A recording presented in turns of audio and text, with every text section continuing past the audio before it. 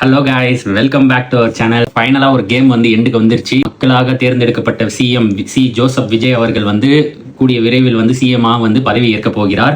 இதற்கு வந்து உறுதுணையாக இருந்த எல்லாருக்குமே நன்றி. ஆனால் இந்த விசிகேவும் மற்ற கட்சிகளும் அவங்களாம் வந்து துணை நிற்பாங்கன்னு நான் நினைச்சேன். அப்போ மக்களாகிய நாங்கள் வந்து ஞாபகம் வச்சிருப்போம், நீங்கள் எப்படிலாம் இவரை வந்து அலைய விட்டீங்க, ஒருத்தர் வந்து மக்களுக்காக சேவை செய்யணும் வந்தவரை வந்து எப்படிலாம் அலைய விட்டீங்க, யார் யார்கிட்டலாம் போயிட்டு ஒரு ஆதரவு கேட்க கெஞ்ச விட்டீங்க அப்படின்றத மக்களாகிய எல்லாருமே வந்து நினைவில் வச்சிருப்பாங்க.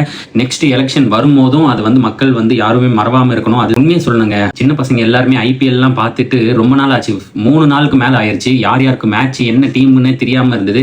அந்த அளவுக்கு ஒரு மனுஷன் வந்து மக்கள் ஆகிய எல்லாரையுமே, ஒரு சின்ன பசங்களை எல்லாரையுமே வந்து அரசியல்ல வந்து எப்படா ரிசல்ட் வரும், எப்படா விஜய் சிஎம் ஆவார், அந்த அளவுக்கு ஒரு பிபிஏ ஏத்தி விட்டுட்டாரு. அந்த அளவுக்கு ஒருத்தர் வராருன்னா அவரை வந்து நம்ம தூக்கி தான் கொண்டாடணுமே தவிர தாழ்த்தி கொண்டாடக்கூடாது. சீனியரா இருக்கிற எல்லாரோட அரசியல்வாதிகளும் இதை வந்து உணரணும்னு நான் நினைக்கிறேன். நீங்க மக்கள் சப்போர்ட் பண்றோம், மக்களுக்கு தேவைக்கு வந்து நாங்க பூர்த்தி செய்ய வரும்னு நீங்க சொல்றீங்களே தவிர அதை வந்து ஒரு செயல்ல காட்டல. பாத்தீங்களா, கடைசி நேரம் வரைக்கும் விசிகா அவர்கள் வந்து பொறுத்து முடிவெடுப்போம்னு நீங்க சொல்லி எனக்கு சொன்னது வந்து ரொம்பவும் ஒரு மன உளைச்சல் தான் உருவாக்குச்சுன்னு நான் சொல்லுவேன்.